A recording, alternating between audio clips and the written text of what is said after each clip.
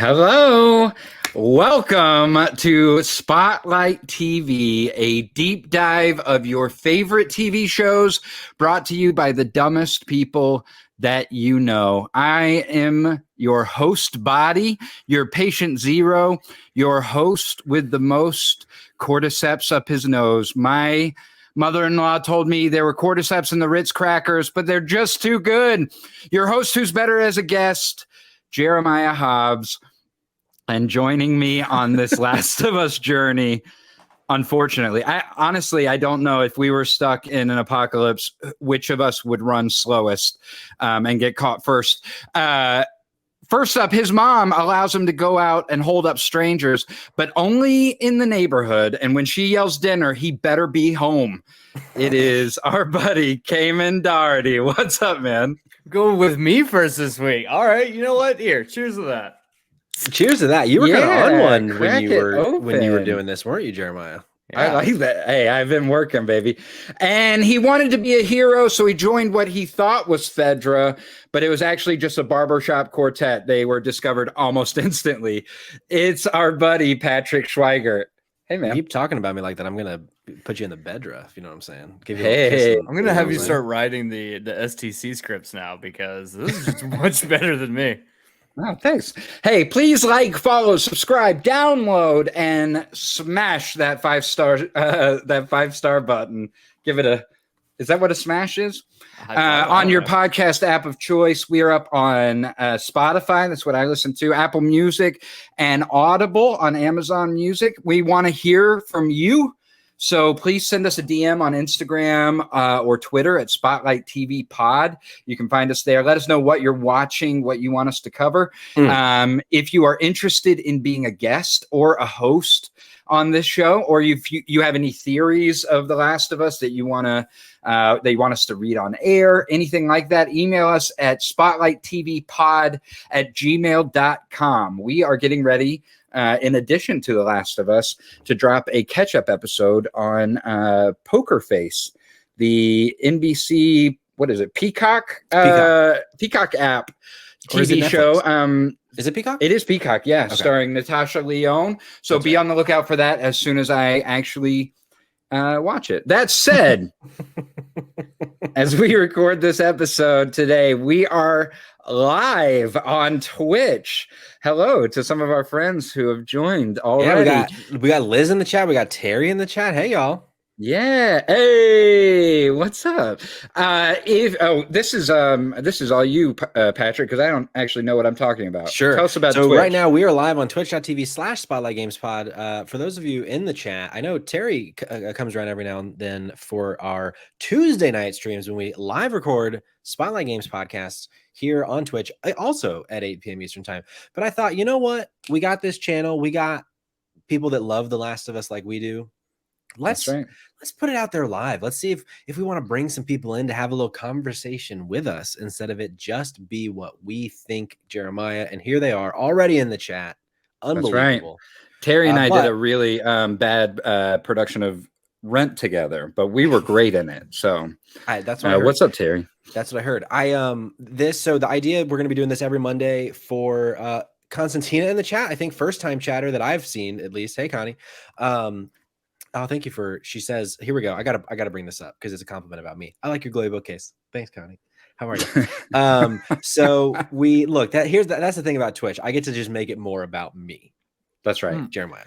And I'm going to be terrible at this because I'm going to just start thinking that this is all of us hanging out, just live chatting and not a podcast. But the goal here is to do this every Monday at 8 for the rest of this season. And the door is open for future seasons as well. It doesn't just have to be the ones that me and Kamen are on. But it is worth mentioning, Kamen and Jeremiah. The next episode comes out on Friday.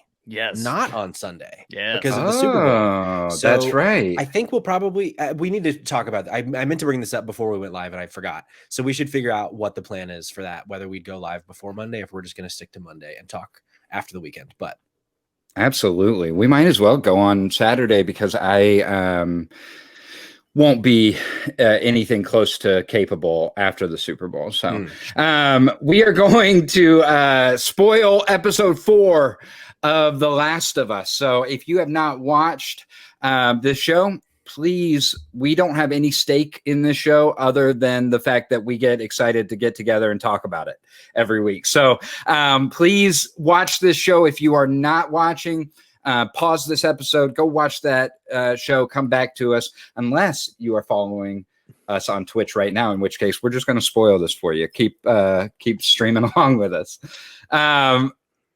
Episode 4, boys, what do you think before we get started?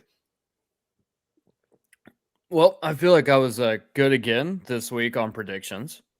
Sure. Yeah, I'm getting pretty good. It's almost like I know what's going to happen next. It's almost as if we played the game. It's almost as we know the source material. It's from almost start as to if finish. This episode rocked, man. I really enjoyed it. Yeah, I think it was good. I think it was very good. I think it was the weakest of the 4, but that doesn't mean it was bad. I think it just means that the other episodes have been really, really strong. I also, in keeping with, which I'll kind of drop throughout today's discussion, I stayed in line with the game of what the episode covered. So it's very interesting seeing kind of the similarities, the differences. But yeah, I felt like this one, in a way, this one was sometimes closest to the source material so far, even though there are some pretty big changes that we'll talk about. But yeah, overall, I enjoyed it. But what do you think, Jeremiah? Oh, I have continued to be really incorrect about my theories, knowing nothing about the game, nothing about the TV show, and just throwing wild theories out. I honestly appreciate the fact that y'all haven't made fun of me in time, to like in real time, because I've been wrong about almost everything, including my first bad prediction from this week, which was as we watched our recap, I wrote in my notes, there's so much Tommy in this recap. This episode is going to just deal with Tommy directly. Like the pre-show recap? Yeah. Oh, yeah, absolutely. Like the what's coming or what happened before. There were 5 or 6 shots of Tommy, and I said, okay, we're going to follow Tommy this episode. And we didn't. So we didn't. Great. I have by the way, just a little side note. I have not had much money in my life and have definitely watched the opening credits of this show happen up on like the ceiling of a dirty basement apartment that I've lived in my past. And if you haven't, if you've lived anything above that level of like poverty, then I consider you to be rich. Is that I think is that saying too much? That's fair, honestly. Yeah, I feel like knowing that you lived with black mold for several years of your life now, I think really explains a lot lot your personality. Sure. Yeah. That's why I drink the Monsters. They keep them in check. They counteract it. Jeremiah, I think it's also now is a good time, now that we have a live studio audience, not in the studio, but when we shared our thoughts, how about Terry saying he wanted a little bit more out of this episode, but he loved it, and Liz agreeing? Absolutely. Yeah. You know, I thought that this episode, it was funny because in the middle of the episode, I thought this new group that we've met was kind of the least developed of anybody that I had met so far. I felt like everybody that I had met, Bill, Frank, Marlene, Tess, obviously Joel and Ellie, have such rich kind of backgrounds, and it seems like these actors knew about a lot of that background before they came into it. This group felt kind of put together on the spot almost, and I get that because from what I understand, this is just kind of an obstacle in the game to get through. They don't really have a big overarching story. So the fact that they made one to begin with is awesome. We always appreciate that. And an HBO show is going to do those types of things for us. But for me, I agree. I mean, I think that for an incredible show that kind of had like a 3-episode arc that was unbelievable, we sort of slid down for that episode 4. That said, a lot of shows that are my favorites of the past few years have done that, right? Andor had the sort of 3-episode arcs to begin with. That 3rd episode was a banger. The 4th episode drops a little bit because we don't know what's happening next, right? Sure. So I thought it was a great way to set up what's about to happen, which is awesome. Yeah, I feel like my kind of thinking on it is like, if this is at the end of it, if this is the episode that I think is the weakest of the 9, that'll be amazing. like that. That'll be Sure. quite the achievement, I think. Because yeah, to your point, as like a general thought before we really get spoilery, I feel like with this part of the game, the most story is about Joel and Ellie. The bad guys have no backstory, no like through line. They are just bad people. And I'm interested to see where they go with it next episode, because at the moment I weirdly don't feel like I need the expanded story of the bad people in this part yet. And I think I almost wonder if there was ever a consideration of making episodes 4 and 5 one long episode like they did with episode 1, where that originally was going to be 2 episodes, because it almost felt like to Terry's point and Liz, I felt like we needed more here, and that there was more story to tell, but I still think it was a compelling 45 minutes of television. Question if you don't mind. So I was looking into. I mind. You're not allowed to ask it. Anyway. Go ahead. I was looking into like the credits for this episode, and there's characters in this episode that are not in this episode. They're listed in the episode, right? And we don't have not to spoil like what that could potentially mean until we get to further into that. But considering the fact that episode 3, the showrunners have said that there is a 2-hour-long cut of that version of the episode, do you think we're going to get, like, after the show airs, that we're going to actually get like an extended version of the show, where like a director's cut? Basically cool. Where we will get like an episode 1 that is much longer, or we'll get like an episode like this that includes scenes that obviously were cut. There's actors already listed that were like that are credited for the episode who aren't there, so there's scenes missing. Like we'll get a director's like almost like a Snyder cut of the last. Release the Druckmann cut. Yes, here's what I'll say is one, what a brilliant idea for marketing, right? Like to be able to put an entire show out, have people watch it, and then go, hey, like maybe at the very end of episode 9, go, we also have this version that we didn't release.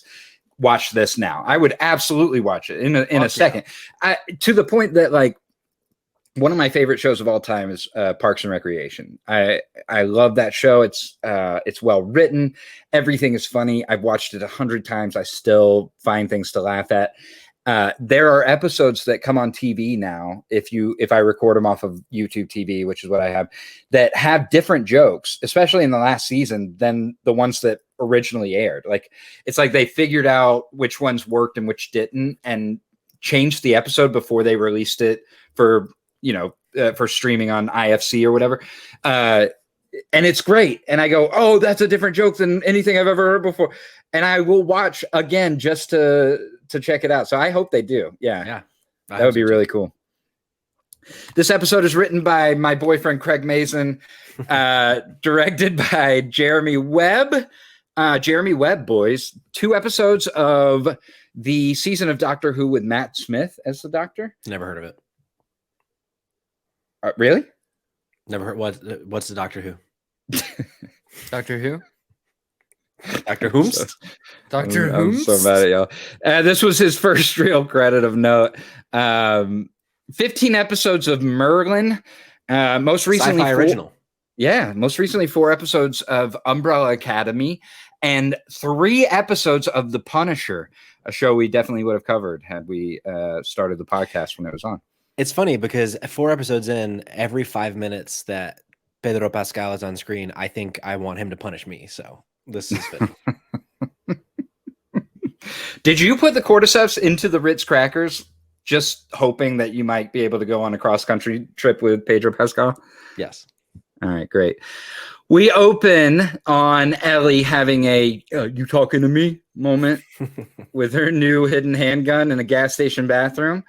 Joel is siphoning gas, and he is better at doing it than explaining it. Can either of you explain how siphoning gas works? Gravity, baby. Gravity. Got it. That's all you need. My wife Got is it. my teacher, not great. Okay, great. Can we get her in here, or is she? Has Do she you think left she already? wants to look at your face? The audience. There's people live right now that can see it. Oh, I see. Wow, I put my contacts in for this. We get a book of puns, I'm assuming this is not in the game. Oh, you Wrong. would be very wrong, sir. Great. It's one of Every the assumption I've highlights of had the is game. wrong. So Yeah. please tell me about it.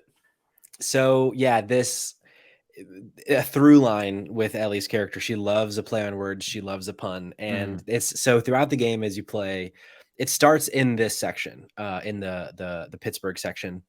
She comes across this book. I assume she got it from Bill and Frank's, but maybe somewhere else. Because as we see in the car ride in a minute, like she took some other stuff from Bill and Frank's. But there's this. You'll go through a combat sequence, and they'll be having their banter. They're learning about each other, whatever. And then there'll be this. Sometimes you have to wait like a whole minute for it to pop up, but you'll just be like chilling, and then Ellie will basically be like. There'll be a little triangle over her head to have this optional conversation. And then she'll be like, all right, got to lighten the mood here. And here's some stupid jokes. And Love it. It happens like 5 or 6 times throughout the game at different points. Do y'all have in the game too to get her to recite all of the jokes from the book, if I'm not mistaken? It is, yeah. Do you guys have a favorite pun? On the spot, I don't. On the spot, I don't, but I'm sure I do. Whatever the last one that she tells of this episode had me in hysterics. Yeah, that's a good one. Did you guys know that before the crowbar was invented, crows simply had to drink at home? Fucking hate you. I think I read that in an almanac. Yes, thank you. Good old Benjamin Franklin's almanac. Right. Ben Franklin with the puns. We get the quote pages stuck together line, which I'm familiar with from the game. But I just love that she's so plucky. I love that she's so street smart and understands like what she's saying and that it's a joke. That's great. Yeah, it was funny watching this after having just played this section, how a lot of the first 5 minutes of this episode was various points line for line from the game. Cool. Like basically the entire conversation in the truck, at least in the first section, essentially line for line. Later there's some stuff in the truck that's line for line. It's funny too, like at the end of the section with Bill, since as we discussed last week, like you play a whole section with Bill in the game, he gives you like a siphoning tube, so it's fun to like immediately see that in play here, even since that didn't technically happen in this story. But yeah, that the whole I just want to see what all the fuss is about her wanting to see this like the male centerfold. Yeah, the page being centered. It is funny that a lot of the dialogue that happens in this opening segment is all ripped from Billstown. Like, oh sure, that chapter. Some of it, yeah. So it's like, it's kind of nice how they did that, where it's like, yes, we get that you missed out some of these jokes because we decided to tell a different story for this episode than what would have happened in the game. So let's throw in some of the context and some of the things that are specific moments that people really latched onto. Let's now move them over here to set this up. So, because this scene doesn't happen in the game, they don't just end up at a gas station getting like, you are like when you leave Billstown, you're in the truck. And then you get to Pittsburgh, which is now Kansas City, in the truck. So you don't get that interaction at the gas station. So them using dialogue ripped directly from Billstown that we miss now being thrown in is just a really nice touch and a little good fan service, which I always love some nice fan service. I agree. Yeah. I love a fan service. And it's even better if the fan service is just well written, like really well done. And it doesn't feel like squeezed like me in. Still like it. Exactly. Yeah, it doesn't feel squeezed in for it to just be there. I also really enjoyed, like, once this scene was over, she throws the magazine out. Bye, dude. This montage that we see with the song, which is again pulled from the game, like that. She finds this tape in the game. They play it. So this song is in the game. This Hank Williams song. Cool. And then and to kind of cut ahead in the episode, again, we're spoiling all of this. When the shootout in what is now Kansas City, when that happens in Pittsburgh in the game, this song is playing in the background because that tape was in the truck when the car crashed. Cool. So it's fun. Like this old, I forget the guy's name, but that song is playing. Hank Williams. Yeah. And that it's funny because as somebody who hasn't played video games in a long time, I'm like, but they have original music. How can they have a Hank Williams song? Forgetting that my entire childhood was spent with Tony Hawk, Pro Skater, and Madden, just all these these games that had the popular songs. But man, I really loved the shots going through, like once the conversation's over in the truck and seeing the various just different like tableaus of this broken down world. Especially I said we saw it in the preview trailer, but that shot with the train, like seeing that the train tracks having sunk in, the elevated train tracks, like that could have been a whole episode of the show, like seeing how that happened and why that happened. See, I love the shot of the bridge when they're going over and you see all like the stranded ships on the shore and like half-sunk ships. Just a really nice touch to kind of just show how dilapidated the world has gotten in 20 years. For sure. I like just set dressing. I appreciate. I liked the shots of the tanks that have been there long enough to have grass grown completely over them. That these were tanks that were just given up on early, and then, if I'm not mistaken, we saw some cows, right? Did we see some cows out there just munching? Did we see some cows?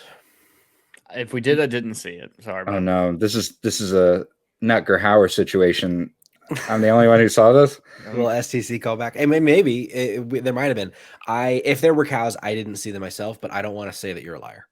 Well, I probably am a liar, but it made me so hopeful for the world that these cows just for 20 years have been like, nobody needs to kill us. We're good. We're just gonna munch on what we got out here. That's awesome. Well, I mean, they could have been there because what I do like, something that this show has kind of, not to say that this wasn't a part of the original story, because most of the story you're in these like what were highly populated areas. I love this concept and this idea that in rural parts of the country, infected aren't really there because they all died. Like there weren't enough people for it to be an outbreak truly. So in this part of the country, you're in the middle of fucking Ohio, probably. Like there isn't civilization where they are, so there are no people really to have been infected. I kind of like that implication that it's only like the big cities where infected is the problem. Everywhere else, it's the people that are the problem.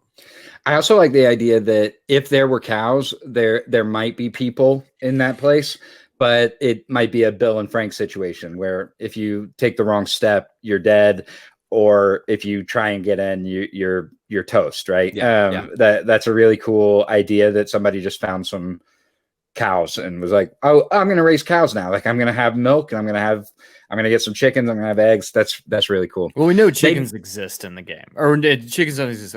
We know chickens exist in the show because Ellie's first of our chicken sandwich. Yeah. Absolutely, sure. Yeah. And now chicken sandwiches come from chickens, is that correct? I mean, it depends on where you eat your chicken from. Yeah, at McDonald's it is not made of chicken. I don't know what we are not brought to you by McDonald's. They drive through the day, seeing the sights, and Joel decides it's enough, and they drive just straight off the road and into the woods. And this is where I, as just an idiot, like I'm sitting there watching them drive through this beautiful open field into the woods, and I go, what are you doing? If you're in a zombie apocalypse, don't you want to be out in the middle of like a clear area so that you can see all the way around you? And then we immediately get the conversation of why they're out in the woods, right? Yeah. That we can't start a fire because we're not scared of the infected. We're scared of other people. Yeah. And that winds up being what this whole show seems to be gearing up towards, right? Is that this is not a battle against the infected necessarily. We can figure that out. It's a battle against other people who feel like they might have the right idea more than we do, you know? Yeah, it's something that we had kind of talked about in one of the earlier episodes where I kind of got this inkling that like I don't know that there's going to be a ton of infected. I think there's going to be enough infected, and I think there's going to be very big moments with infected, but I feel like like these next two episodes, I mean, well, if you watch the preview for next episode, there will be infected next episode, but it definitely I like that they are putting a lot into the human story too, and it's not just when zombies attack, essentially. But yeah, this whole scene with those two in the woods, I thought was so good, and like it was a good, like, kind of at the end of last episode was like, I really hope that we start next episode, we just let it breathe for a bit, and that's kind of exactly what happened, and I'm really glad that that's the case. Yeah, scenes like this are, I think, really important for, especially for people who haven't played the game and don't know their relationship, because we see a lot of like with things like when Ellie is asking, like, are people going to find us here? Like, as they're going to sleep, like, hey, I just want to make sure, like, because I'm a bit spooked right now that we're in the middle of the woods no one's gonna find us, and Joel's like, yeah, no one's gonna find us, and then it cuts to him basically up on patrol, not sleeping at all because he wants to make sure they're safe. And like seeing those moments happen, I think is really nice. Yeah, and what a showcase for Bella Ramsey too. I feel like from the truck all the way through this, because we start to recognize that this girl has never been camping. I mean, she might have been. I don't know a ton of her backstory, and I'm sure we're going to get a lot more of it as we go through. But this is at least her first night camping with a 56-year-old man that she met 3 days ago, right? So, well, she doesn't know. We do know that she has never left the quarantine zone. Right. Before. Yeah, exactly. So unless she was camping within the quarantine zone, which probably there's not a lot of space for that, I think it's safe to assume that this is a first for her. Right. And I fucking hate camping, and there are no infected zombies or people who want to rob me. I have nothing to give them. They have this conversation as they enjoy what I also consider to be a delicacy, Chef Boyardee. Yes. You guys fans? Of course. I haven't had a delicacy of the chef in a while, but the chef was a big part of my childhood. Yeah. Just cans of that shit. Just open one up cold, just dump it down my gullet. That's how I was raised. I was we were a big Hamburger Helper fan. And early on, there were times where we were kind of poor and didn't have the money for the hamburger. So we just had Helper. Delicious. The next morning, Joel makes poop coffee and they set out on the road. Do you think he shit in the coffee a little bit? Just in case she wanted to drink some, and then she said no, and he had to drink it. I mean, I'm assuming you can't eat your own shit. No, you can't. You certainly can't. But you can boil it with some coffee. You can drink your own piss, though. So you can like once, at least in one cycle. We're going off the rails. Yeah.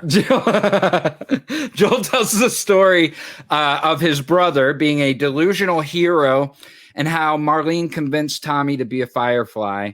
And I'm thinking that Marlene could convince me to be like a chair, and I would be totally into it. Yeah. Oh, for sure. What do you think, boys?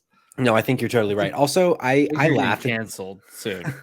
I laughed at this moment because remember in the first episode where we were like, "Oh yeah, Joel went to Desert Storm. Totally makes sense for his character." Right. And we were like, "It was Tommy's truck. Yeah. We're fucking idiots." Yeah. Like, well, they don't say Tommy was the Desert Storm. Yeah, I mean, so the question is, like, I wonder if does Joel know how to do this just from a past life too, or did like Tommy teach him once the outbreak was like, this is how you like appropriately shoot a gun? Is this something he's learned over the last 20 years? Like, what's the deal? I think it's safe to assume so let's see, let's do the math. 36 years old in 2003, so you were born in 67, roughly.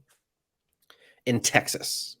I think you know your way around a gun, you know? I mean, if you're in Texas, you have to know because when you're born, they literally give you a gun. And then, so that fact that you were born with a gun out the womb in Texas. Yeah. And then the additional story that Joel kind of brings about Tommy, like, hey, this is, he was in Desert Storm. Then the outbreak happens 12 years later. And shortly after that, he convinces me to join this group and make our way to the Boston QZ. That's where we met Tess. Right.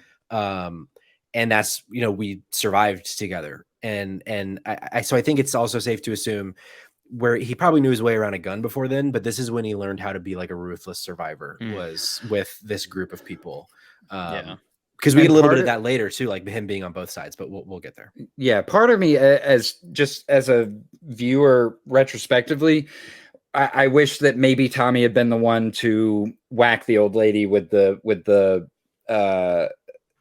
wrench, right? Or whatever it happens to be, because the reason that we thought it was Joel's truck is because he seemed so adept at like surviving in the moment, right? Sure. So if he was, for me, that's always one of my big pet peeves is somebody who has zero experience being a hero, being thrust into that situation and then knowing exactly what to do versus like trying to figure it out in the moment. And he just seems so confident in that moment that I also assume that he had some sort of prior experience with either war or fighting or something, At the same time, though, we've seen him do is fail, though, right? Like failed to keep his daughter alive, failed to keep Tess alive. At this point, like he's failed Ellie in multiple ways too. Like, so while he seems to be equipped physically, he still isn't very good at it in ways, right? So in a way that makes sense that he doesn't have the training. That's why he keeps fucking up in a way, right? I mean, he's also 56 years old, and just at 32, I can pretty much do nothing at this point in my life. So yeah.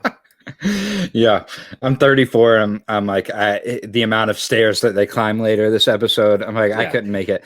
Also, really love there's a line in this when Joel is giving Ellie the spiel about Tommy and the world, and she says, if you don't think there's hope for the world, why bother going on? You got to try, right? And he says, you haven't seen the world, so you don't know. You keep going for family. That's about it. And then we get the line that we got from the trailer so many times, like, I'm not family. No, you're cargo. And that, like, we continue to see him put up those walls, and like, with her telling the jokes at the beginning, like, just wait in the truck. Like, you can see and because Pedro Pascal is such a good actor, you can see like he doesn't necessarily want to be putting up the walls, but he needs to. Right. And so seeing this happen like in real time has been really fun to watch too. Well, and even more than that, like every wall, she breaks down every wall that he puts up, and every new wall that he puts up is flimsier than the last. And that's the thing that I love so much about it, is that he is so hardened towards her at the beginning, but he is a built protector. Like Bill was right in the letter that he wrote him, saying that we are like this. That's why we exist, is to protect, right? And he writes in the letter, protect Tess, but he hasn't met Ellie and he doesn't know, right? So whoever the new person is that he's meant to protect, that's who he's protecting. And it makes you like think back on the 20 years that he really didn't have anybody to protect, and how that's what made him hardened, right? That's what like took the love away, was just being alone and protecting himself, right? And there's nothing to that. So awesome. Yeah. After Ellie nods off for a while, they get to a roadblock going into Kansas City. Oh boy, never go to Kansas City. I love that moment when this is pulled straight from the game, when he's like, why don't you get some more rest? She's like, I'm not even tired. And then immediately cuts to like her to like a different that's awesome. Really love Patrick the night before my wedding. That's exactly what happened. That is exactly what happened. We were like, Patrick, you look like a little sleepy boy. We got the wedding tomorrow. And he's like, no, I'm fine. And then 2 minutes later, he's like, bye guys. Yeah, I'm out. That sounds like me trying to watch this episode last night. Well, that's your own damn fault. You just were shit-faced drunk the whole time. Probably, yeah. No. They go off the highway. Never go off the highway. This is another moment too, where like, as you know, as the viewer, you're always like, just do this instead. Like as they're pulling away from the tunnel and going into the city, so you can see, like, just pull up the grass there. Just go to the top of the bridge, go down. It's you like, literally just did that last night to go get your camping spot on. Yeah. It's like, gotta suspend my disbelief, but I was like, come on. So when they pull up to the barricaded tunnel, I forgot what I said. I was just like, like I like groaned. And Sydney goes, what's about to happen? And I just looked at her very just straight face and was just like, shit's about to happen. And she was like, oh no. And sure enough. Yeah. Well, here's the deal. I have enough anxiety, and I'm assuming that 20 years in, I haven't found enough Lexapro. So if I come up on a roadblock, I'm assuming that nothing good is behind it, right? Like, it's like coming up to a locked club at 12 a.m. and assuming that they might open at 1, right? Like, what are we doing here? I would like, they look at the analogy, but sure, go off, King. I've been there. They look at the map and they go, how far out do we have to go? And I go, it doesn't fucking matter. Like, go as far west as you need to, go south or north, but you're still going west. Like, find a different road. This is obviously it's a trap. You know what I mean? Well, that goes back to what we were saying like 10 minutes ago, where he continues to fuck up. Like he is smart enough to know at this point, take the long way. Whatever way is safest, take it. Doesn't matter if, as he says in the truck, we'll be back on the highway in a minute. No, you're not. You're smart enough to know that you're not going to. But in a moment of weakness, he's like, screw it. I'm going to just do what I think will get us there the quickest because I know that we have a long day ahead of us, and not going to happen. Once again, I want to point out the man is 56, and at 32, I don't think I would have made any different decision he did. I would just been like, I fucking don't even care. Just kill me at this point. Sure. Well, I would have said that 20 years your ago. determination level and his are a lot different. Exactly. Yeah, I'm done. I'm done episode 1 when that dude shoots my daughter. So they run into a man who looks hurt. And this is the point where I was in tune with Joel, because I go, nobody's just like hurting on the street 20 years later. Like that happens day 1, day 2, and Joel drove past them day 1, day 2. Like we're not stopping for this fucking guy. And then suddenly they're being shot at, their tires are out, and they are crashed. And this was fun too, because this was like the very first cinematic trailer we got like ever for the game back in like 2012. Was this scene of the same guy, like the guy like running, oh, I need help. There was a line that, and I try not to do this often, but there was a line in the game that I really wish they had kept. Mostly it was 1-to-1, but she's like, we aren't going to help him? And Joel goes, he ain't even hurt. And then like buckles the seatbelt and guns it. And in this image, she's like, oh, we're going to help you. She's like, no. And then starts driving. Yeah. I kind of missed that line of like, we get it later. Like I've been on both sides. I know that he wasn't hurt, but that I feel like that kind of packs a punch of like, oh, because, you know, as a viewer who doesn't know what's about to happen, this guy is hurt. He needs help. Like, of course we're going to help him. And then for him to be like, no, fuck this guy. He's trying to trick us. And then we see every like shit hitting the fan. If I'm driving, like, hear me out. If I'm driving down the street right now, I see a dude jumps out. I'm hurt. Fuck you. I'm gone. I'm not stopping. We're not even in the middle. We're not that's even like the middle of 2023. we're not even in the middle of the apocalypse. And I'm still just like, sorry, bud. I got my own shit to worry about. Correct. You can't trust anybody these days. Yeah. No, well, that feels like Atlanta every day. Yeah. It was a cool moment too, seeing right before this happened when Ellie yells at Joel to stop the car, and we see that the QZ is completely empty and no one is there, which is like the first time that we've seen, like we heard Frank talk about like the Baltimore QZ was overrun, but we've not actually seen an overrun QZ before. And so to see this being completely empty, like there's like that pull at your gut, like, ooh, something bad is about to happen. She even points it out too. She's like, why is that empty? And he doesn't even bat an eye. He's just like, we got to get the fuck out of here right now. And she can't. He's yelling at her like, get the map straight. You got to tell me where to go. This doesn't make sense. She can't. She's disoriented. She can't get the map up the correct way either. And then this asshole jumps out, and at this point, you can tell in the look in his eye, like, we're in trouble. And we talked about this last week, right? That we said, like, I don't even care how the Baltimore QZ got overrun. Like, it's just cool to know that it happened, and whether it was infected or people fighting people, I didn't need to know, but now we get to find out, right? In a different quarantine zone, which is awesome. Joel is a good shot and has an even better eye for human-sized holes, and continues to shoot at people until fucking Brian gets the drop on Joel, and Ellie has to come to his defense. And it looks like, tell me if I'm wrong, it looks like she shoots him right in the asshole. I think it's like the base of the spine for sure, because that's why he's like, I can't feel my legs anymore. Yeah. What we were talking about Brian, weren't we? Yeah, that section. Fucking Brian has the drop on Ellie. Ellie shoots, has the drop on Joel rather, until Ellie shoots Brian straight in his asshole, and Brian changes his tune immediately from "you just killed yourself" to "please, I'll introduce you to my mom." I think this scene, was probably the most effective scene. Well, there's a couple scenes in this episode I think that are effective, but I think this is like one of the first ones that really got me like emotionally. Is like the kid is dying. He addresses the fact that he is indeed paralyzed, and the first thing he says is like, "Please take me to my mom."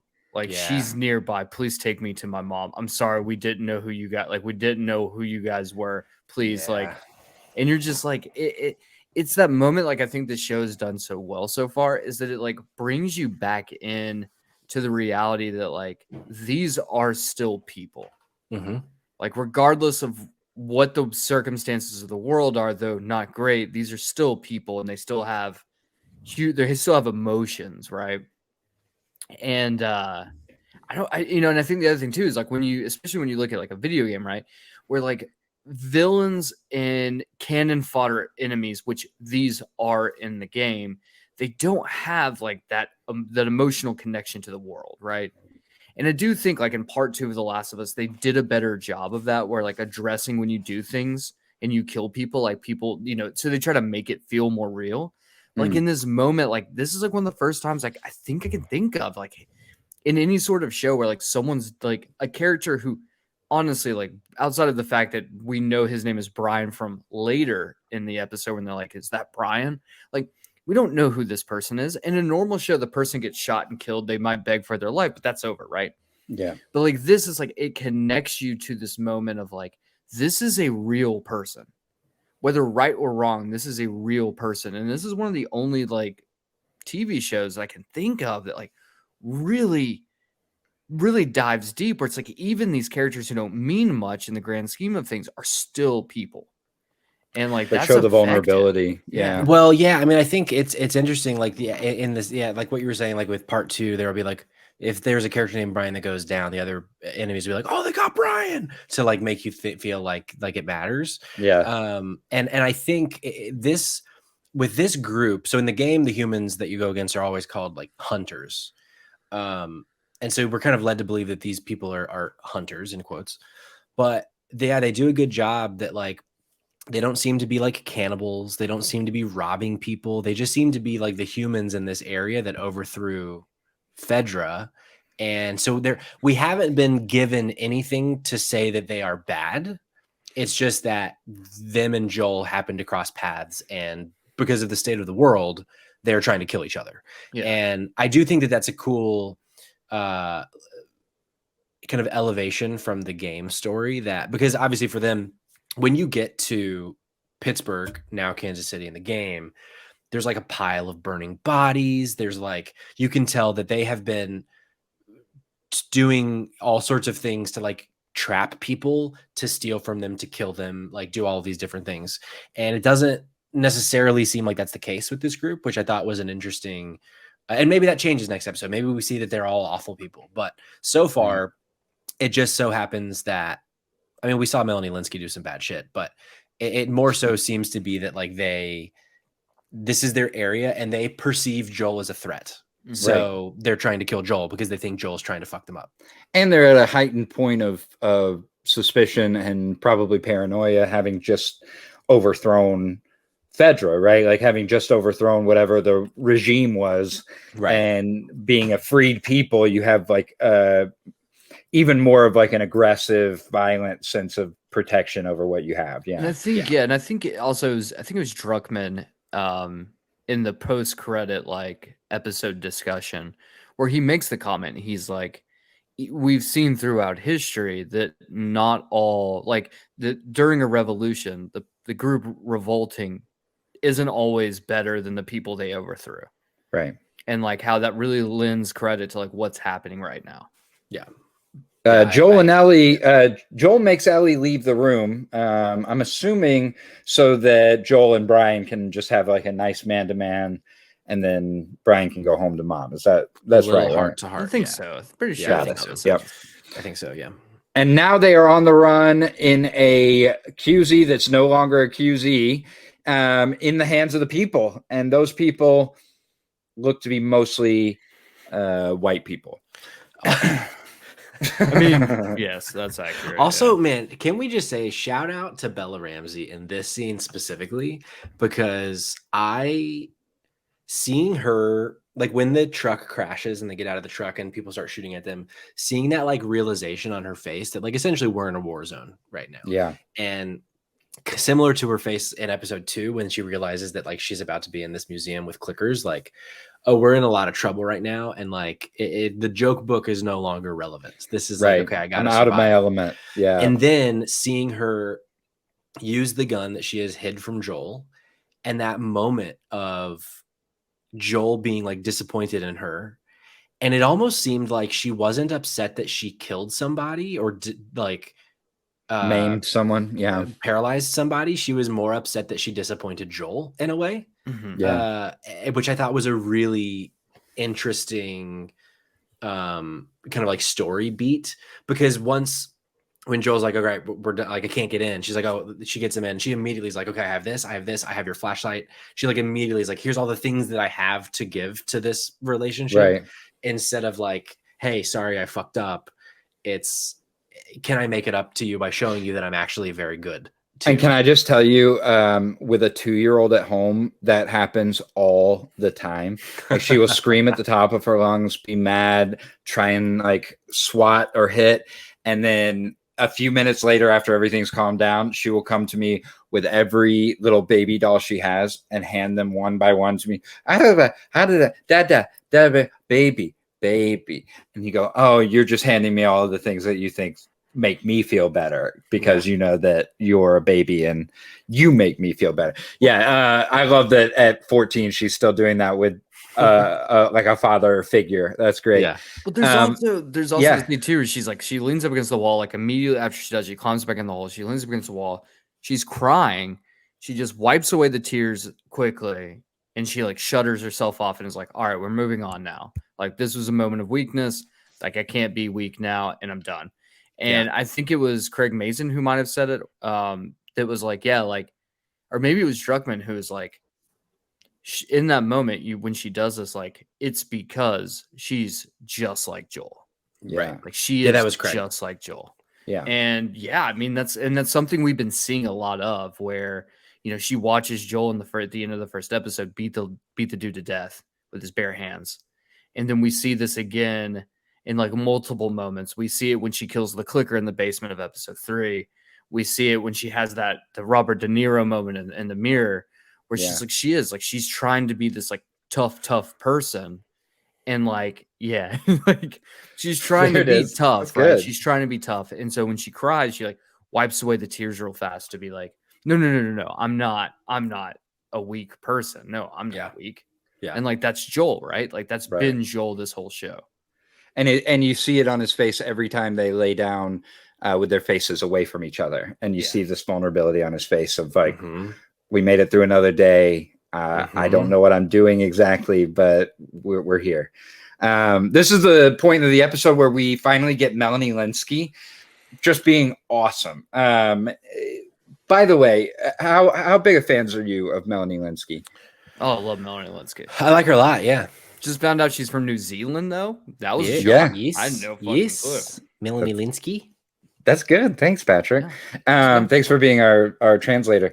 Melanie Lynskey. My favorite thing that I saw on Twitter recently was somebody wrote on Twitter, Melanie Lynskey being in The Last of Us, getting our gay agenda off. We love to see it.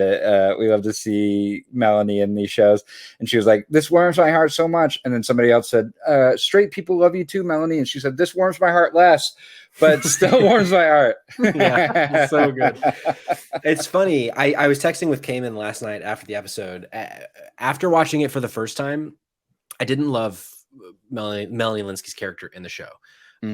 She felt like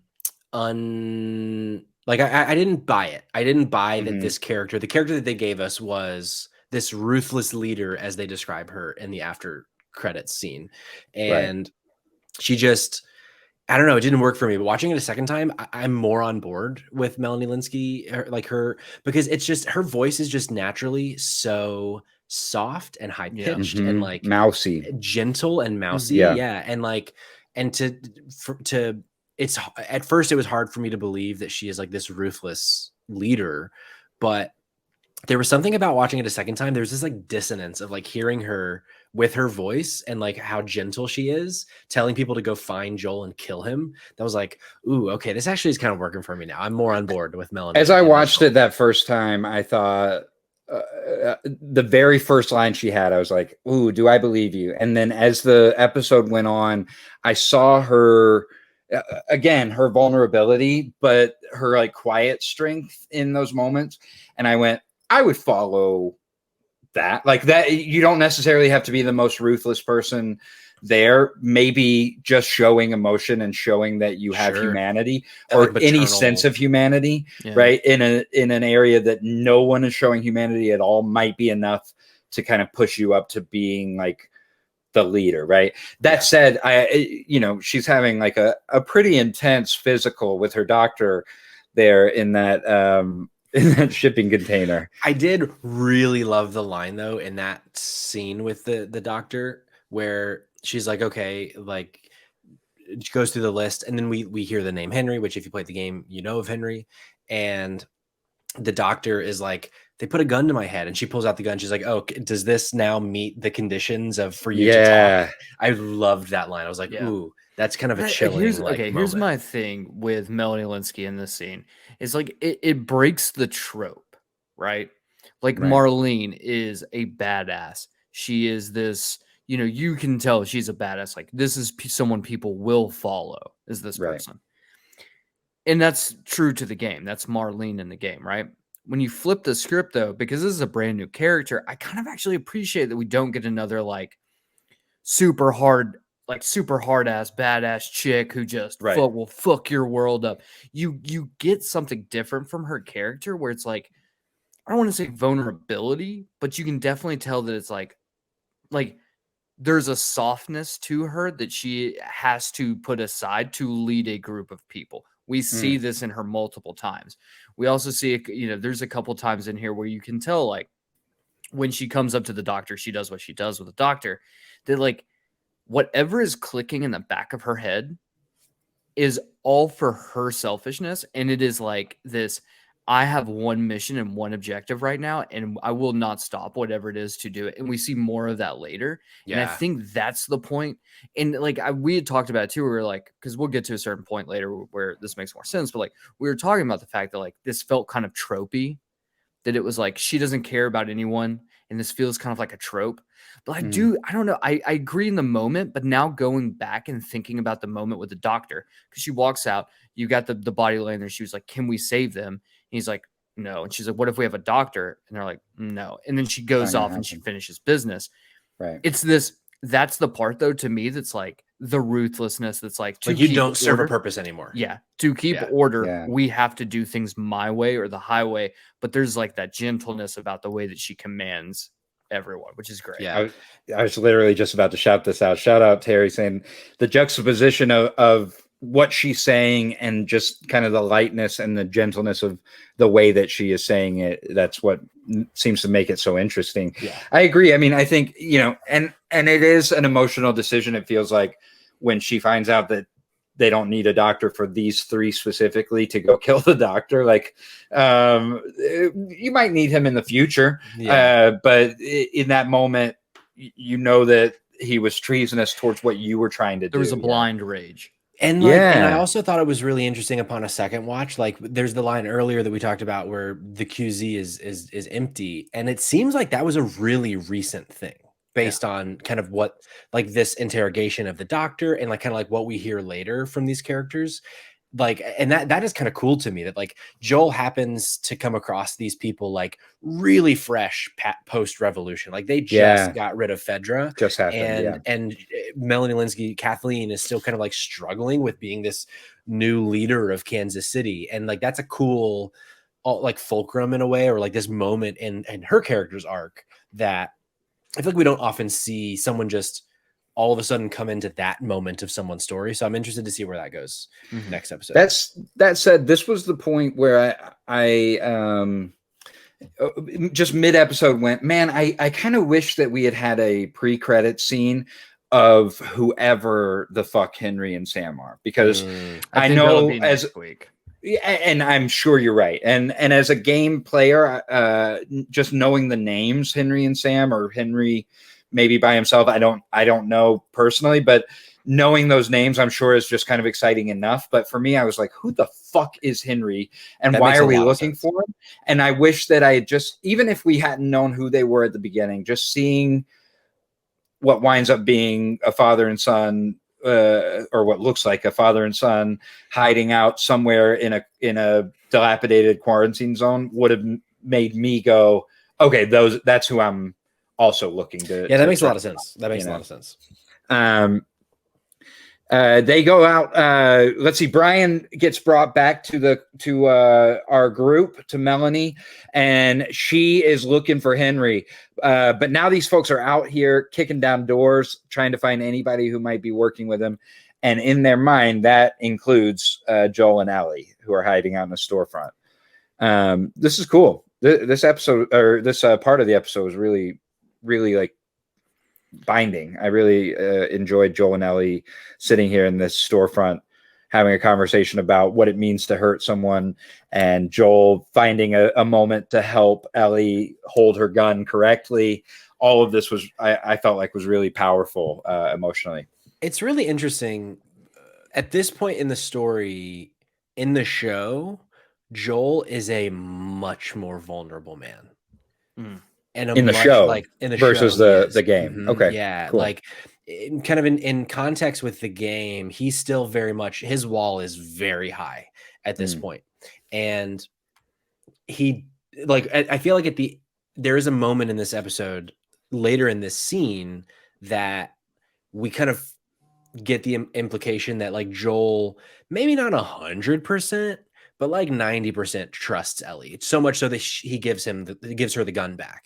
Sure. And I don't know, there's something, it's interesting to see. And I don't know how I feel about it yet, how quickly they kind of brought down Joel's walls. But I do think that this scene was acted really, really well, and written really, really well, with Joel kind of being like, I'm not good at this. Like, he's trying to say, like, I'm sorry that you had to do what you had to do, but he's not good at having these vulnerable kinds of conversations. Liz, though, in the chat, she says she likes that they soft him up a little early. So I know. And shout out Rabbit128. Ooh, John in the chat. Hey, John. Free, baby. Yeah, no, listen, I think that two things. One, I think I wonder if they thought about the Mandalorian at all with Pedro Pascal, and how they don't show his face for most of that season, especially season one. And season one, he is guarded the entire season. So if they thought maybe we need to give this man a little more of an emotional vulnerability in this show so that it doesn't read the same. But for me, I don't know. He's just got such like feeling eyes. You can tell that that's why he got hired in the first place. And any of the things he did is that you can just see the hurt in his eyes as he goes through. So I feel that. And I think with a different actor, they may have kept him a lot more gruff to begin with. But I also really love the vulnerability. It makes me care that they're together, right? Not care about them separately, or even if he has vulnerability alone, you care about him. You don't even know who Ellie is. I like that because he cares for her, you know.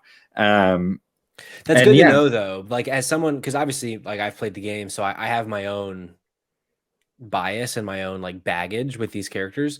But so hearing from you, someone who doesn't know what's about to happen, that this works for you, then I'm like, okay, cool. If it works for you, then it works. Like, I just worry, like, the way that it is presented in the game, I think it ends up packing like a more satisfying punch, what I assume. But if it's working for you, then it's working for you, and that's all that matters. But again, you know, how many hours are played on this game versus how many hours are we going to get with these guys total over HBO, which is what Liz is saying in the chat. Given the number of episodes that they have for season one, we got to kind of break that down a tiny bit earlier. But it might not even be earlier in comparison with where the game like kind of runs through. It's just where we are in the concept of the game right now. He still seems kind of gruff. Yeah.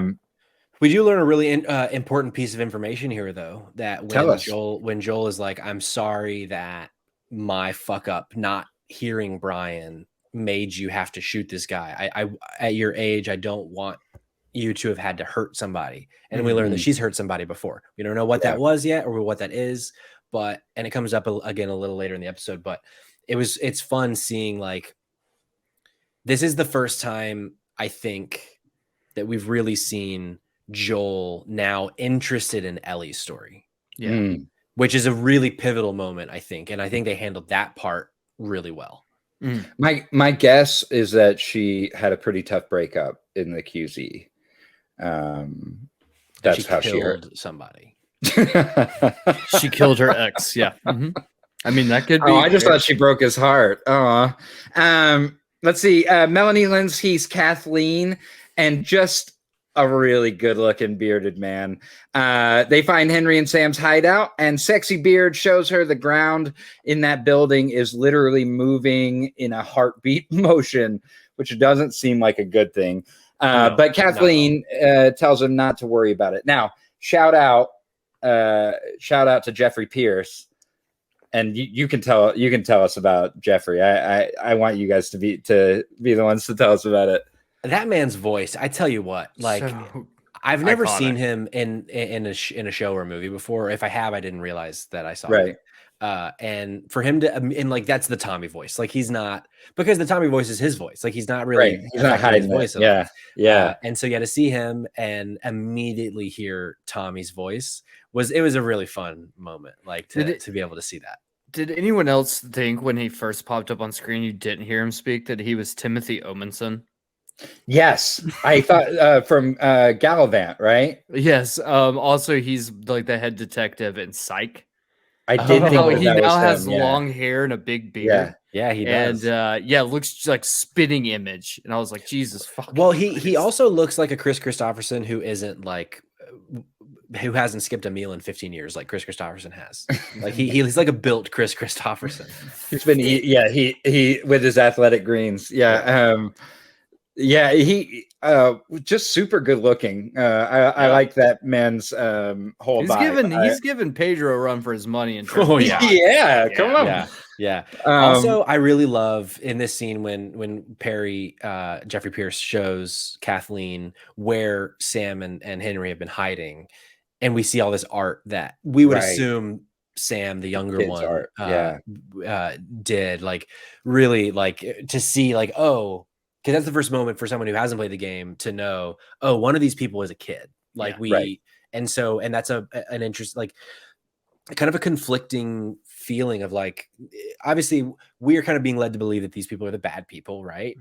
Because Joel and Ellie are the good people, but for them to be hunting a child, but is kind of it kind of tells a little bit more about who they are. There's also it's the artwork. It's not just that there's artwork on the wall, it's what the artwork is. That is what's heartbreaking about this whole thing. For sure. The artwork on the wall, it's photos, it's hand drawings from Sam, obviously, of both of them of a superhero. And then you're like, okay, well, that's kind of weird. And then she picks up a photo of a small superhero next to a big superhero. And you realize, like, Henry, whatever role that he is playing in, like, whatever the dynamic is between the two, he is Sam's hero. This is Sam's superhero. Yeah. And goddamn, that was the second moment of the episode after the calling out for his mom that, like, just stuck with me as, like, this sucks, man. This fucking sucks. Yeah. And more than that, like even as a viewer watching it by the end going, okay, Henry has told Sam that what they are doing is a superhero secret mission. Like that's the way that he's getting this kid to participate in this harrowing event. Now, again, that said, I really wish I had met Henry and Sam early. Totally agree. The first thing that I see of any of Henry and Sam's are these children's drawings. And I go, okay, one is a child. I guess the other's an adult, I'm assuming. But like, what if the other is a teenager? Or like a young kid who made a mistake and they are hunting these two kids. And then I'm thinking about that for the rest of like any of this Kansas City. And like art, it kind of goes back to what we were saying earlier. Like I really kind of wish that this was another longer episode. And like I understand from a writing perspective, it probably made sense to cut where they cut it. Like there probably wasn't enough for like another act of a television episode. Sure. But it just felt like with only being 45 minutes, which I found out is the second shortest of the season. There is an episode that is shorter than this later in the year. Yeah. And it's the finale. But no fucking way the finale is that short. Yeah. But it's like, I don't know. I felt like I totally agree with you, Jeremiah. I feel like we should have opened with a cold open on those two, or at the very least gotten more of them than just the last shot of the episode. Exactly. That's exactly right. Yeah. We get Joel and Ellie starting to climb some stairs to essentially a skyscraper apartment building. Skyscraper. Should we go back and do skyscraper? No, we shouldn't go back and do. No, we should not. Should we do the skyscraper? No, I don't think we're ever going to do another rock film. I'm sorry. Honestly, not even sure if you're ever coming back on. I haven't been invited back since that one. No, you were on Silent Night, Deadly Night. Oh, good call. But I think that was I think that we were really desperate in that moment. Yeah, Jeremiah, that's right. You need to know that somebody had canceled last minute. Yeah. So, and this is where I'm a dumb person. That's why I always start our podcast at the top saying that this is brought to you by the dumbest people you know, because I am the dumbest of the dumb. I'm wondering why, when these trucks drive by and we don't hear them again, why we're not hopping in another car and driving out of this fucking place. Like, why are we climbing as many steps as we can to get as high up as we can in a place that doesn't have any sort of escape route except for those stairs again? Do you know what I mean? Like, or do you want an answer? I do. I do want an answer, but maybe risking spoilers. No. I don't think it's risking spoilers. I think about there's logic. I think there is logic. I think about how hard it was for them to get a truck, and the only way they got a truck was from a guy who created a paradise within the apocalypps. And so, like, true. I just don't think that there's really a lot of extra vehicles around. Like, unless they were to overpower one of these. And, you know, if you played the game, you can tell, like, these Humvees, these Hummers are like former Fedra vehicles. So, like, the Resistance took over these vehicles seemingly from Fedra. So, like, I think this is this is their way to survive until they can figure out, okay, how do we, obviously the truck is done. We're never going to get that truck again. Unless somehow everyone in the city dies. And so I think that's the why, is that that makes sense. There's not just random Hummers like waiting around for you to jump in. And so I actually had like a different thought process on this, is that they make the comment. He's like, are we going to the top floor? And Joel's like, we're going to go as high up as I possibly until my body gives out, essentially. And like, why would you climb up on a really tall building in the middle of a danger zone? It's because that's the perfect vantage point to try to plan out an exit. Bird's eye view. Sure. So if I'm in their position, that makes sense to me, because if I'm at the top of this huge building, I can try to now figure out how the fuck I'm going to get out of here by like planning, like, okay, if we come out of the building, take a left out of the building, we haul it, 10 blocks. That makes sense. Yeah. And then cut, we might be able to escape. So like, that makes sense to me on why they would do that. And then obviously stopping where they end up stopping, I think on the 33rd floor. Yeah. Stopping there makes sense because they literally just got in a car crash. And it was funny. There's a moment where Joel gets up. I think it was when they're like in the little room having their conversation. Joel gets up and he groans and he like hobbles. And I looked at Sydney and I was like, it's me. He hasn't been able to walk the correct way for like 3 months now. Yeah. Like, it makes sense. Like, yeah, we end on the 33rd floor. When we wake up in the morning, we'll make it to the top. It's sunlight. We can obviously be able to see better. Like, it's fine. We stop here right now. And then we'll work our way down later. And I think, kind of to our conversation earlier, like, Joel already fucked up by trying to take the short route when he knew it was more dangerous. So I think it's at this point, he's probably like, we need to be as safe as we possibly can and figure out what the next move is. Sure. Yeah, so I think so. Plus you're right. I mean, if you're up on the roof of this massive building, you get to see anybody coming towards you. You get to have the bird's eye view of getting and on the way up, we get the really kind of important conversation between Ellie and Joel of like, hey, earlier, like, how did you know that the guy that was trying to stop us was bad? And then we get Joel admits that he was an actor for a while. Yeah, he did some theater troupe work early on in the pandemic. In the improv group. Yeah, we're gonna do a live performance of us. That was improv, guys. I don't know if you know that. Improv. This is my 2-week resignation notice for this podcast. Oh, that's pretty But good. no, yeah, like I thought that was a really. I'm glad that because those lines, delivered differently in the game in like a different circumstance. But I think it's a really important like character building line between Ellie and Joel for him to kind of admit like I in my past have done bad things and did what was necessary to survive. He's probably done this exact trick before. Like him and Tommy and Tess might have invented the trick. And then for her to ask, like, have you ever killed anyone innocent before? And he doesn't answer the question, I think is also another like kind of. I'm interested to see like what that does for Ellie, knowing that because obviously no answer means yes, right? And so yeah, I really like how they handled this situation with that conversation. Yeah, it was cool. He says he did what was necessary to survive, which I assume means sex stuff.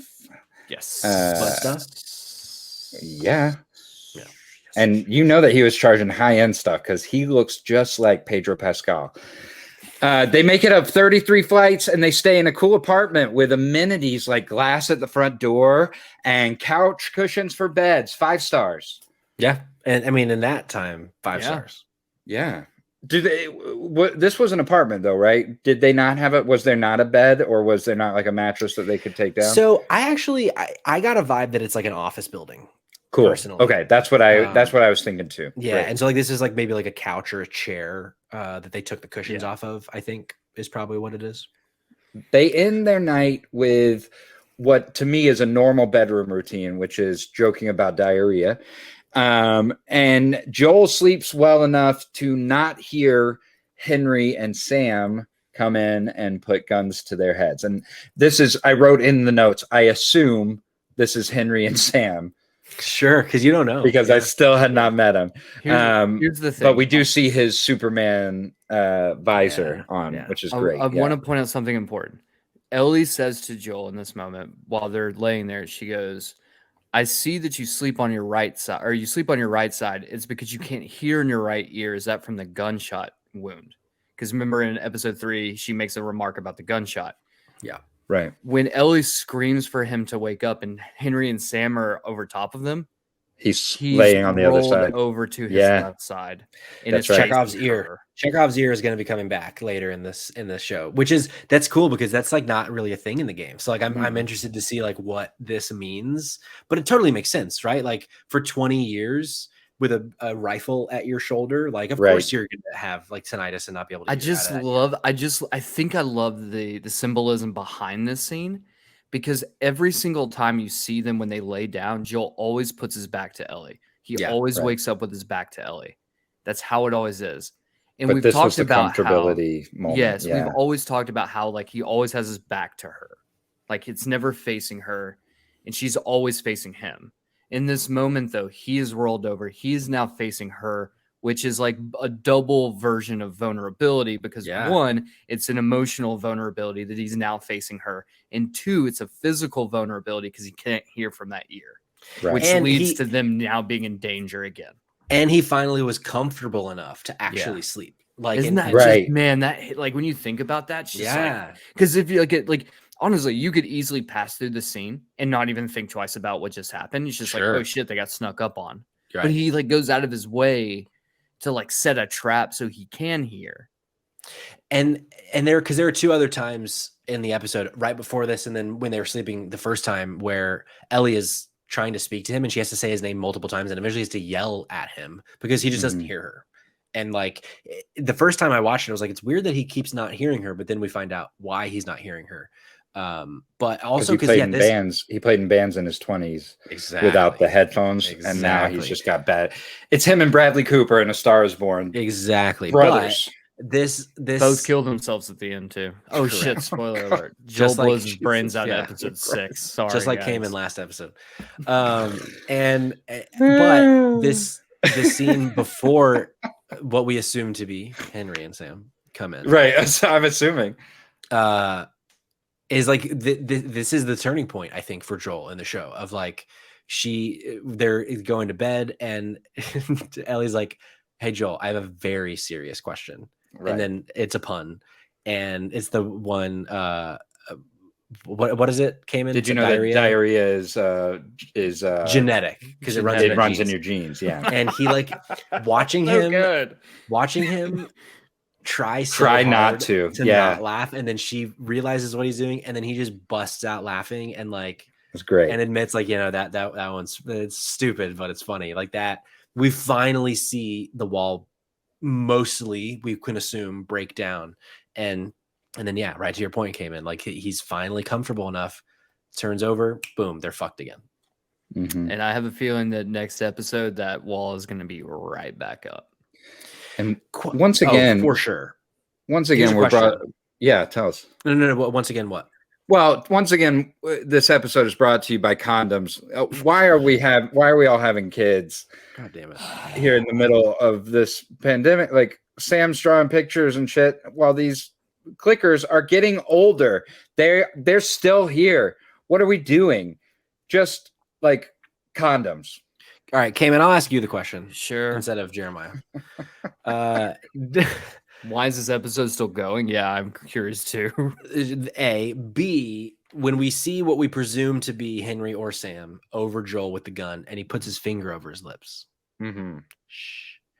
Do we think there are infected around, or do we think, like, what do we think that means? So I think, I think it's a tell sign, and we kind of get this in the teaser for the next episode. I don't think it's really a big spoiler. We all know this already, that Sam is deaf. That Joel kills himself.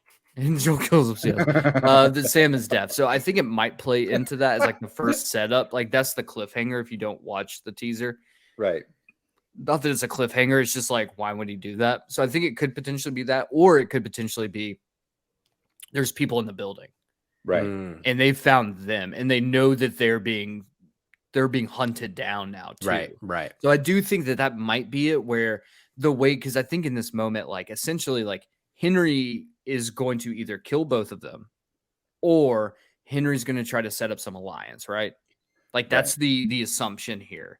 And so what would make sense is if they're in the, like if there's people in the building and they find them, Henry's been looking to try to find these people. Like, who the fuck are these people who've killed these men? This might be my way out. I'm assuming Sam and I out of here is teaming up with them. We might have a chance to escape as a team. And I think that's how Henry's going to try to posit this to Joel. Yeah. Because I know Joel is obviously just going to be like, go fuck yourself. We can do this on our own. That's been his MO the entire show so far, right? So I think it makes sense for Henry to go, hey, I get it. We don't have to like each other, but we can help each other get out of here. I'm your best hope and you're my best hope for the four of us to get out of here in one piece is if we team up. And so he's been actively looking, knowing now that there's someone else in here that is causing trouble. Right. Like we might be able to get out together. My assumption, Henry. Yeah, if this is Henry and Sam and it's not just two random people. I'm assuming that you're correct, Kamen, just because you've been right about everything else. But here we go. He's gonna come on, dude. You can't say shit like that. I don't know, man. That'll fuel him for weeks. It's that Shrek intuition. No, it's that's my announcer saying that he is shot 100% from the line right before you brick the next one. Sure. I'm just trying to jinx it. No, I think you're right, and I just for the sake of argument, when I saw it, I didn't think that there were other people in the building. I thought my first thought was anybody who is an enemy is going to have that gun to your head and is going to ask you immediately who you are and what you're doing there. Anybody who is trying to stay undercover and keep you undercover with them is going to put a finger to their mouth. Is going to say, I'm not going to kill you. Like, I wouldn't do this if I was going to kill you right now. I'd just shoot you. But I'm going to put this up to say, just stay quiet. We have something that we need to talk to you about, whatever it was. Like, it just felt like the next scene is going to be the four of them with discussing exactly what you're talking about, some sort of uneasy alliance, and maybe introducing ourselves to Storm Reed, who I've seen in a lot of previews, but I haven't seen yet. So yeah, could be. We also it's also interesting to go back to kind of the setup of the night before, Joel putting out all the glass. So obviously Sam and Henry know this place well enough that they were able to get around that. Like exactly right. Because I would it's probably At safe least to Ellie would assume- have figured it out. and Yeah. you would think Ellie would have heard it. So Right. they must know this space well enough that they. So yeah, it's in a way like they already not only do they have the upper hand because they have guns to their heads, but they also have the upper hand because they were able to bypass one of their traps in theory. Right. Shout out. We always like to do shout outs for some folks in the story who are either unnamed or kind of lesser players in the episode. Shout out Corey Grimm, one of the people in the firefight, one of the you motherfucker, you got him guys, who has been doing stunt work since 1999. He's got like 123 credits to his name, including Madden 05 to 2010. Wow. Okay. He's a stuntman in the A-Team. Literally one of my favorite movies of all time. I love the A-Team with Liam Neeson, Bradley Cooper. He's in Twilight Breaking Dawn parts 1 and 2. He's Also in your Man of favorite Steel, films. Deadpool, and The Revenant with Leo. He plays the bear in The Revenant. He does. I think he did. Yep, He that's has exactly sex right. with Leonardo DiCaprio too. Yeah. And we get our next week on, which I honestly, after that one, what episode 2 going into 3 that just gave us a lot of what was about to happen. I've been trying not to watch them too much. So this I'm excited to see what's about to happen. I don't know if it's because I've played the game, but I feel like the preview for next week gave us a lot and arguably way more than it should have. But that might just be because I know things, right? Like maybe if I don't know things, maybe it all just seems like gibberish. But I was like, but even interesting still, that you're showing as much as you're showing. Yeah, See, I do it's wish that they would interesting. do. Yeah, I wish they would do the inside the episode and then do next time on, so that we Sure. could just turn it off. So it's interesting you say that, Patrick, because I honestly feel like this, like going into episode 3, I was like, okay, well, that's way different than what the episode was. And I definitely feel like this one, I don't think gave us as much as I think we think, or the order of events isn't the same order I think we think. Maybe. I will say, I think prediction wise for this episode, I do think we're going to get another very intense action packed episode. I think we're also going to get a much more, there's going to be some more heartstring pulling going on in this episode. For sure. Either that or the following episode for sure will. Because we're just due for it, regardless. We're just due for more heartstrings. Correct. Being ripped and rugs being pulled out from underneath us. But the biggest thing I'm curious about, I still don't know if we're going to get the boomer. Like, I don't know if we're going to get the boomer this episode. Like, I'm really torn on that because they fooled us multiple times. But then again, I do think, like, with the setup, like, I think we might. But also, I think it's guaranteed. Okay, because I think take it to the bank. We're gonna get, because I mean it's in the preview. It's in like I with the hinting that they had with this episode. I think we're gonna get some big boys. I mean it very well, but I guess my thing is like they fooled us multiple times with stuff. Like we had like 2 episodes where they're like Tommy's in the preview for like 2 episodes back to back, and I have no clue when we're gonna see him at this point. Sure, I think the reason that they gave us Tommy was because to remind us of who Tommy was for that the scene about Tommy. I think it's more so like because sometimes the previously on is just to remind you of things when they're mentioned, so that you're characters that we haven't seen in a while. We haven't heard about Tommy in a while. Who the fuck is Tommy? Because there's a lot of the episodes about, not a lot of the episode, but there's some important shit about Tommy. There's definitely like they did tease up one thing in the teaser that I am very much looking forward to, but I am not going to say a goddamn word about it. Yeah. So quick note for people that are here live or people who are listening later on Tuesdays at 8 when we stream Spotlight Games. The recording of that at the last 5 minutes of the episode, we do gloves off. We can spoil anything and everything we want about future games. And we kind of last week we talked about what we kind of expected this week. We're going to do that again. So if you are someone who has played the games, whether you see it live or the recording at a later date, when it'll come out Thursday, at the end of the episode, we'll talk about like kind of spoilery. We can anything from parts 1 and 2 is on the table. So if you, I love that that's in the games pod too, because like our sister pod, knowing that is a streamer where people have played the games, which is really cool. I love that. For me, I don't have a ton of theories other than I'm assuming that Melanie Linsky's Kathleen next episode, she shoots her gynecologist. One doctor That's at a my time. just one dentist. It will be in 6, and we'll just go from there. Yeah, I know. I don't know. I again, if this is the episode that we critique the most, I'm thrilled with this season. Right now, that said, we're gonna continue forward, and there might be some episodes that are lagging even more than this one, and we might have some more notes on it. But I think for the amount of things that we had issue with, or felt like could have been done a little better, it was still like an unbelievable 45 minutes of TV compared to most anything else that I'm watching. So I really think just the acting is it's so smart. It's so like well done. It's so well crafted. And you can tell that the people not only creating it, but the people in it have a love for what's being presented, whether they played the game or not. They like the material that's there, which is really cool. All right, boys, that was it. This is episode 4 of The Last of Us on Spotlight TV. There he is. Again, if you are streaming along with us, thank you for making it all the way to the end.